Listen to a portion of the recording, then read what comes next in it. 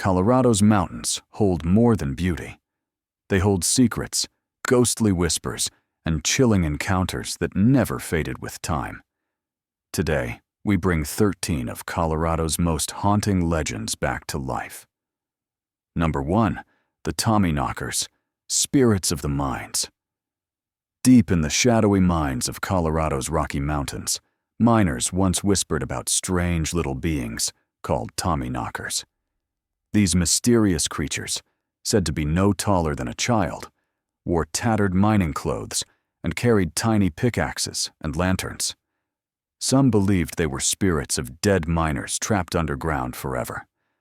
Others thought they were mischievous but helpful creatures, knocking on the walls to warn of cave-ins or to guide miners to rich veins of gold. Miners in towns like Central City and Cripple Creek often left bits of food or tobacco out to stay in the Tommyknockers' good graces. When something went wrong in the mine, tools vanished, tunnels collapsed, or eerie laughter echoed through the shafts, many blamed the knockers. Superstition and survival walked hand in hand down there in the darkness. The stories traveled with miners from Cornwall, England, but in Colorado, they took on a life of their own.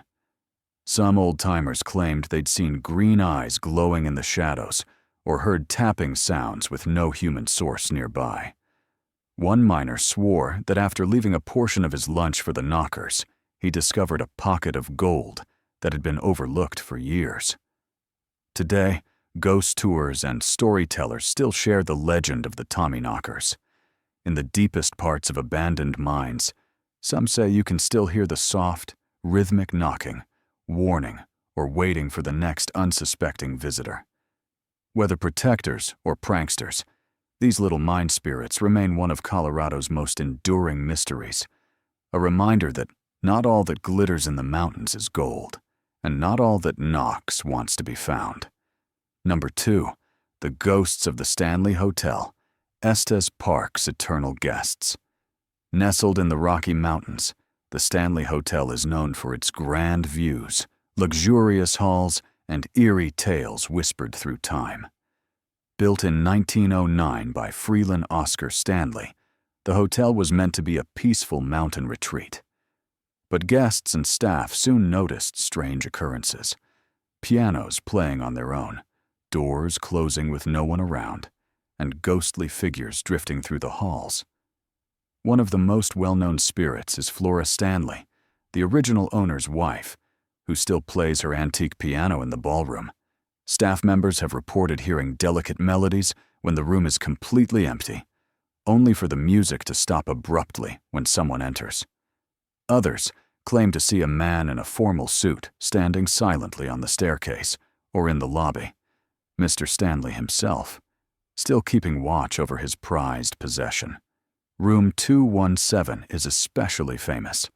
Writer Stephen King stayed there in 1974, and his unsettling experience inspired him to write The Shining.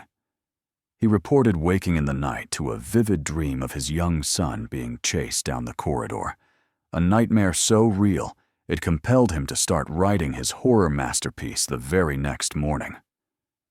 Over the years, the Stanley has embraced its haunted reputation. Paranormal investigators have recorded mysterious voices and sudden cold spots throughout the building. Some guests say they woke up to find their belongings rearranged or felt someone watching them while they slept. Today, the hotel runs ghost tours and even shows the Stanley Kubrick film adaptation of The Shining on continuous loop in the guest rooms. Whether you're a ghost believer or just someone looking for mountain charm, the Stanley Hotel holds a special place in Colorado's haunted history. It's a place where legends walk quietly, and the past never quite lets go. Number 3, the River Witch of the Arkansas River, the Vengeful Guardian. Where the Arkansas River winds through the canyons of central Colorado, rafters and fishermen tell stories of a woman seen standing along the misty shores at dawn. With flowing dark hair and eyes that reflect the water itself, the River Witch is said to be both beautiful and terrifying. Some say she protects the river. Others warn she claims it, and anyone foolish enough to disrespect its power. The legend began in the late 1800s with a young woman who lived alone in a cabin near the riverbank. She knew the water's moods and helped travelers cross during calm seasons. But when a terrible flood swept away her home, and according to some versions, her child, she walked into the swirling currents and disappeared. Since then, her spirit has been bound to the Arkansas River, watching over its churning waters with both care and vengeance. Kayakers report strange occurrences when the river runs high, paddles mysteriously breaking, unexpected currents pulling boats toward rocky shores, and the unmistakable feeling of hands grasping at their vessels from below. Yet those who treat the river with respect often find the opposite: impossible passages clearing before them, dangerous rapids calming just long enough to pass. Most chilling are the accounts of people who hear singing just before dawn, a soft, mournful melody that seems to rise from the water itself. Those who follow the voice describe seeing a woman standing knee-deep in the river, her figure dissolving into mist when approached. Rangers and local guides don't officially acknowledge the river witch, but many still warn visitors to show respect when traveling her waters. Leave no trash, take no stones, and never underestimate the river's strength. Because in Colorado's wildest waters, some say it's not just the current you need to fear. It's the guardian who's been watching for over a century, deciding who passes safely and who the river will claim. Number 4. Silver Heels of Buckskin Joe, the Masked Angel. In the once thriving mining town of Buckskin Joe, high in the Colorado mountains, lived a woman known only as Silver Heels. She was said to be beautiful, kind-hearted, and always wore a silver mask or veil that concealed her face. But it was her courage, not her mystery, that turned her into legend. When a smallpox outbreak hit the town in the 1860s, many fled. Silver Heels stayed behind. Risking her own life, she cared for the sick and dying miners, nursing them when no one else would. She moved from cabin to cabin, bringing food, medicine, and comfort to those suffering in isolation. Men who would have died alone survived because of her fearless care. But after the worst had passed, she vanished. Some believed she had caught the disease herself. Others whispered that her face had been scarred, and she disappeared to spare the town from seeing her disfigurement. No one ever saw her again, though many searched the mountains calling her name. In gratitude, the townspeople named a nearby mountain after her, Mount Silver Heels, which still bears her name today. But that wasn't the end of her story. Miners began reporting sightings of a ghostly figure, cloaked in silver, walking among the graves of those lost to the epidemic. She never spoke, never harmed, only watched over the resting places of those she couldn't save. Some claim that once a year, on the anniversary of her disappearance, fresh flowers appear on the forgotten graves in old Buckskin Joe's cemetery. No footprints mark the snow. No one sees who leaves them. But the people of Park County still tell children about the selfless woman who risked everything for strangers, then asked for nothing in return. The Silver Lady of Buckskin Joe, once a healer, now a silent guardian, reminds us that the noblest legends aren't born from power or wealth, but from compassion in the darkest times. Number 5. The Phantom Jogger of Canyon Road, Boulder's running ghost. On the winding roads outside Boulder, where streetlights give way to shadow and mountains loom against the night sky, drivers tell of a figure they sometimes glimpse in their headlights. A jogger running along the shoulder of Canyon Road, dressed in dark clothes, head down against the wind. Nothing seems unusual until the car passes, and the rearview mirror shows no one there at all. The Phantom Jogger first appeared in the 1970s, following the unsolved murder of a young woman found at the base of the canyon. According to local stories, she had been jogging after sunset when someone attacked her, leaving her body to be discovered by hikers the next morning. Though police investigated, her killer was never found. And soon after, the sightings began. Some say the jogger appears only on the anniversary of her death, while others claim she manifests whenever a woman travels the road alone at night.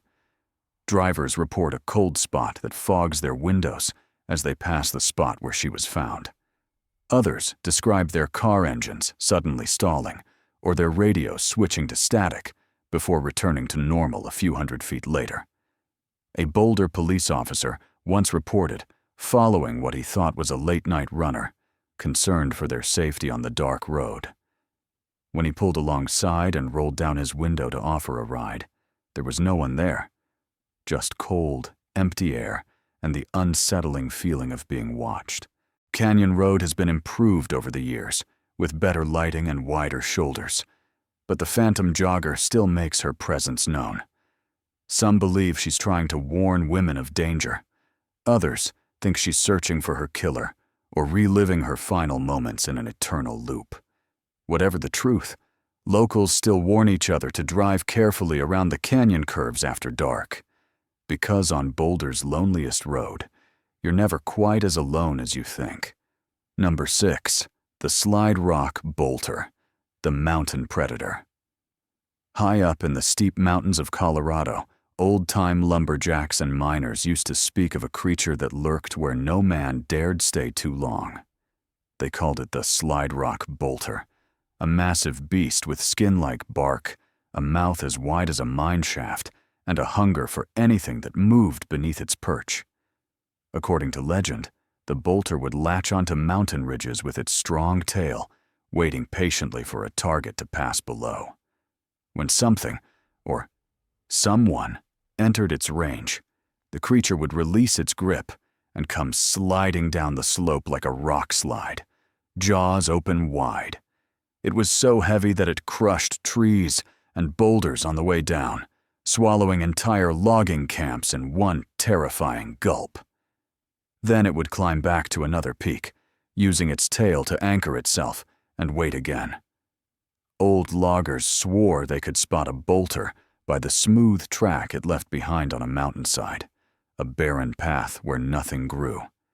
They pointed to these strange clearings as proof of the monster's existence. One foreman in Creed claimed to have lost an entire crew when a bolter came crashing down after them, leaving nothing but broken tools and a long, smooth path through the forest. Though many dismissed the story as a lumberjack's tall tale, strange rock slides and unexplained destruction in the mountains kept the legend alive. Entire camps reportedly vanished overnight, with no sign of struggle, only a long, smooth path down the mountain, just wide enough for something massive to have slid through. Today, hikers in remote areas of the Rockies still hear the story whispered on the trails.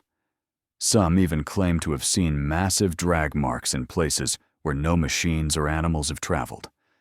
Whether it's myth or mystery, the Slide Rock Bolter remains one of Colorado's most chilling mountain legends, a reminder that sometimes the mountain isn't just watching you, it's waiting. Number 7. The Ridgeway Ghost Train, the Phantom Railway. Through the silent valleys of the San Juan Mountains, where abandoned tracks still cut across the wilderness, locals sometimes hear the distant whistle of a train that doesn't exist. The Ridgeway Ghost Train, as it's known, is said to appear on moonless nights, a spectral steam engine pulling phantom cars along tracks that haven't carried passengers in nearly a century. The legend began in the early 1900s, when a terrible winter storm hit as a train made its way through the mountains. Blinded by snow and ice, the engineer didn't see the washed-out bridge until it was too late. The train plunged into the ravine below, killing everyone aboard. Though rescue parties searched for survivors, they found only broken metal and silence. Since then, railroad workers and campers have reported seeing lights moving through the valleys where no train could possibly run. Some describe the ghostly outline of an old steam engine, frost forming on nearby trees as it passes. Others hear only the haunting whistle or the rhythmic clacking of wheels on tracks. Most disturbing are the stories of people who claim to have seen passengers staring out from the windows, their faces pale and still, their eyes fixed on something in the distance.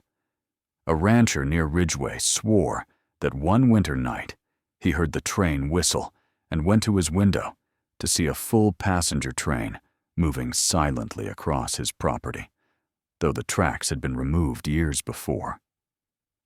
Railroad historians note that several tragic accidents did occur in the area during the mining boom, lending some credibility to the ghost train's origins. Whether it's the echo of a past tragedy or just mountain winds playing tricks, the Ridgeway ghost train continues its eternal journey through the San Juans.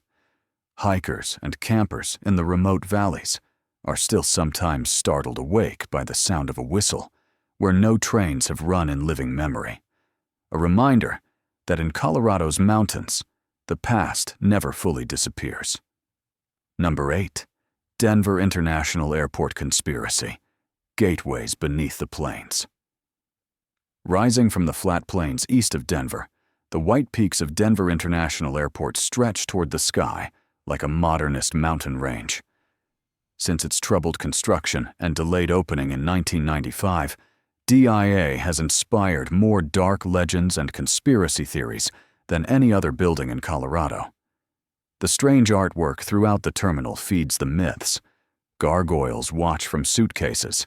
Apocalyptic murals depict environmental destruction and warfare. A massive blue horse statue with glowing red eyes, nicknamed Blucifer after it fell during construction and killed its creator, stands sentinel at the entrance. These aren't just artistic choices, according to believers. They're clues to the airport's true purpose. Beneath the concourses, conspiracy theorists claim vast underground bunkers extend for miles, a shelter for the elite when disaster strikes, or perhaps something even darker. Construction workers reported strange tunnels and rooms that didn't appear on any official blueprint. Security doors leading to restricted sublevels bear unusual symbols that some believe are tied to secret societies. The airport's dedication marker references the New World Airport Commission, an organization that officially doesn't exist. Even the airport's unusual layout, which from above resembles a swastika, adds fuel to the conspiratorial fire. Some say the entire facility was built by a shadow government, explaining why it replaced a functioning airport at enormous cost and significant delays. Airport officials have leaned into the legends, occasionally posting tongue-in-cheek signs about lizard people and Illuminati meetings during renovations. They insist the tunnels merely house an advanced baggage system, and the unusual art simply reflects Colorado's creative spirit. Yet the rumors persist. Late-night workers describe strange sounds coming from behind locked doors and maintenance areas that seem to shift location. Security guards tell of lights activating in sealed rooms and cameras catching shadowy figures that disappear when investigated. Whether you see DIA as an architectural marvel or something more sinister, one thing is certain. Beneath Colorado's busiest transit hub, the line between fact and folklore blurs with every passing flight. Number 9. The Buffalo Bill Ghost, Lookout Mountain's restless showman. High above the town of Golden, on the wind-swept summit of Lookout Mountain, lies the grave of William F. Cody, better known as Buffalo Bill. The legendary showman, who once entertained millions with his Wild West shows, was laid to rest here in 1917. But locals say Buffalo Bill never truly left his panoramic resting place. Visitors to the gravesite and museum have reported seeing a tall figure on horseback riding along the ridge at dawn and dusk, only to vanish when approached. The phantom rider matches descriptions of Cody in his prime, long hair flowing, beard neatly trimmed, and seated proudly on a white horse, as if still performing for crowds long gone. Museum staff have their own stories. Items in locked display cases mysteriously change position overnight. The sound of spurs jingling echoes through empty hallways. Security cameras occasionally capture orbs of light moving through the exhibits when no one is present. One night, guard reported hearing a man's hearty laughter coming from the empty theater, along with the faint music of a calliope. The most frequent sightings occur during January storms, near the anniversary of Cody's death. Drivers on the winding Lookout Mountain Road describe a ghostly horseman galloping alongside their vehicles before disappearing into the snowfall. Others claim their car radios suddenly tuned to static before playing snippets of old-fashioned music. Some believe Buffalo Bill's spirit remains because of the controversy surrounding his burial, though he requested to be buried on Lookout Mountain, where he once said the view was the prettiest place on earth. Residents of Cody, Wyoming, insisted he had wanted to be buried there. Rumors of attempts to steal his body circulated for years, leading Colorado officials to encase his grave in concrete. Whether from unrest or simply love for his chosen resting place, the showman who brought the Wild West to the world seems determined to continue his performance. For those who glimpse the rider on Lookout Mountain, Buffalo Bill's final show never truly ended. It just found a new, eternal stage among the clouds. Number 10. St. Elmo Ghost Town Hauntings, Echoes of the Silver Boom. Nestled high in the Sawatch Range sits St. Elmo, one of Colorado's best-preserved ghost towns. When silver went bust in the early 1920s, residents abandoned their homes and businesses, leaving a perfectly preserved snapshot of frontier life. But according to those who visit today, not everyone left. Some spirits still linger in the weathered buildings, unwilling or unable to move on. The most famous ghost is Annabelle Stark, daughter of the town's hotel owner and postmaster. Even as St. Elmo emptied, she remained, becoming increasingly protective of the buildings until her death in the 1960s. Visitors today report seeing a woman in a white dress peering from the windows of the old hotel or post office. Some feel a cold hand on their shoulder when they try to enter certain buildings, as if Annabelle is still guarding her town from intruders. The saloon seems especially active after sunset. Phantom piano music drifts into the street, though no instrument remains inside. Glasses have been known to slide across the bar on their own. Photographers capture strange mists and orbs that can't be explained by dust or light reflection. One family visiting from Denver reported that their young daughter spent an afternoon playing with the children near the schoolhouse, though they saw no other visitors. When shown a historical photograph later, she pointed to 2 children who had died of diphtheria in 1879, insisting they were her playmates.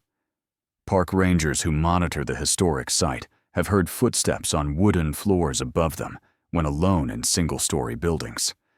Others describe the sensation of being followed along the main street, though no one is visible when they turn around. Unlike many ghost towns that have crumbled back into the earth, St. Elmo stands remarkably intact, preserved by time and perhaps by those who never truly left. As twilight falls and tourists depart, the town doesn't feel abandoned at all. It feels watched, as if Annabelle and her neighbors are simply waiting for the silver to boom again, for life to return to the mountains they refuse to leave behind. Number 11. Ute Mountain Legend, Spirits of the Ancient Peaks. Long before miners and settlers came to Colorado, the Ute people lived in harmony with the land. They understood that the mountains weren't just rock and snow. They were alive with spirits, both benevolent and dangerous. The sleeping Ute Mountain in southwestern Colorado holds some of their most sacred legends, stories still whispered today among tribal elders. According to Ute tradition, the mountain's distinctive shape resembles a great warrior lying on his back, placed there by the Great Spirit to recover from wounds suffered in an epic battle against evil forces. When storms gather around the peak, it's said the warrior is turning in his sleep, and when snow covers the range, he has pulled a blanket over himself for warmth. One day, when the world needs him most, he will awaken and rise again. But it's not just the mountain itself that holds power. The Utes speak of doorways hidden among certain rock formations, passages to the spirit world that open only during specific celestial alignments. Medicine men once journeyed to these portals to communicate with ancestors or seek guidance for the tribe. Those who entered unprepared or with impure intentions never returned. Hikers and climbers on Ute Mountain sometimes report strange experiences: compasses spinning without reason, sudden temperature drops on sunny days, or the sensation of being watched from stone outcroppings where no one stands. Some describe hearing drums or flutes playing on the wind, the music stopping abruptly when they try to locate its source.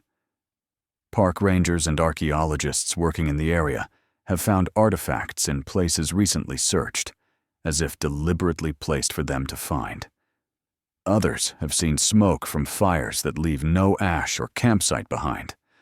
The Ute people, who still consider the mountain sacred, warn visitors to show proper respect, to take nothing, leave nothing, and listen more than they speak.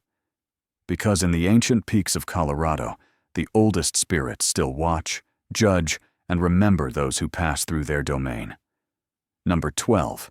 Cheesman Park Ghosts, restless beneath the green. In the heart of Denver, Cheesman Park offers 80 acres of rolling lawns, flower beds, and walking paths. Joggers circle its perimeter, while families picnic under shade trees. Few realize they're relaxing atop one of the most disturbed burial grounds in America, a place where thousands still lie beneath the manicured grass, their rest anything but peaceful. Before becoming a park, the land served as the city cemetery from the 1850s until 1890, when Denver decided to transform it into a public green space. The conversion required removing approximately 5,000 bodies. To save money, the city hired an unscrupulous contractor named E.P. McGovern, who committed the unthinkable. He used child-sized coffins for all removals, often hacking apart bodies to make them fit. Many remains were scattered, mixed together, or simply left behind when McGovern's contract was canceled due to public outrage. The result was a partially emptied graveyard covered by a thin layer of topsoil and grass, and the beginning of Cheesman's haunted reputation. Visitors report cold spots that move through the park like invisible currents. Others describe sudden, overwhelming feelings of sorrow or anxiety that pass as quickly as they come. Groundskeepers working early mornings have seen fog gather in human shapes before dispersing. After rainfall, some claim to have found bones or coffin handles partially exposed in the soft earth, only for these grim discoveries to vanish when authorities arrive. Most disturbing are the children. Multiple visitors have reported seeing groups of phantom children playing in the park at dusk, their laughter carrying on the wind before they fade from sight. Others have felt small hands grabbing at their clothing or heard a child's voice calling for help when no one is nearby. Despite renovations and improvements over the decades, Cheesman Park's unsettled spirits remain. Paranormal investigators consider it one of America's most reliably haunted locations, a place where the boundary between this world and the next wears thin under the weight of disturbed graves and forgotten names. Today, the park's beauty masks its grim foundation. But at sunset, when shadows lengthen across the grass, visitors still feel a chill that has nothing to do with the evening breeze. Number 13. The Headless Hatchet Lady of Red Rocks, Vengeance Among the Stones. The stunning red sandstone formations at Red Rocks are famous worldwide for their natural amphitheater and concert venue. But local hikers know another side to these ancient stones. They tell of a woman who walks the trails after midnight, a spectral figure carrying a hatchet, her head missing from her shoulders. According to the legend, in the late 1800s, a woman named Mary lived in a small cabin near what is now the park. Her husband, a violent and jealous man, accused her of infidelity. In a drunken rage, he decapitated her with a hatchet before fleeing into the night. Her body was found the next day, but her head was never recovered. Since then, hikers and concert-goers who stay too late have reported a chilling presence on the winding trails leading away from the amphitheater. The apparition appears as a woman in a long, blood-stained dress, moving with unnatural grace despite her headless state. In one hand, she carries the same hatchet used to end her life. Some say she's searching for her missing head. Others believe she's hunting for her husband, still seeking revenge a century later. Rangers have found inexplicable blood-like stains on certain rocks that can't be removed, only to have them disappear and reappear elsewhere in the park. Visitors who hike alone report hearing footsteps behind them that stop when they turn around, followed by the sound of metal dragging across stone. Most disturbing are the accounts from those who have taken photos at night, only to discover the blurry image of a headless figure standing among their group, someone no one saw when the picture was taken. Concert security staff avoid certain areas of the park after shows end, claiming the temperature drops dramatically near the oldest rock formations. Whether born from an actual murder or simply local folklore, the Headless Hatchet Lady has become part of Red Rock's darker history. The park offers no official comment on the legend, but event staff still advise visitors not to linger on the trails after performances end, especially when the moon is hidden and the ancient stones cast shadows that seem to move on their own. If you enjoyed the video, please click the like button and don't forget to subscribe to the channel. See you in the next one.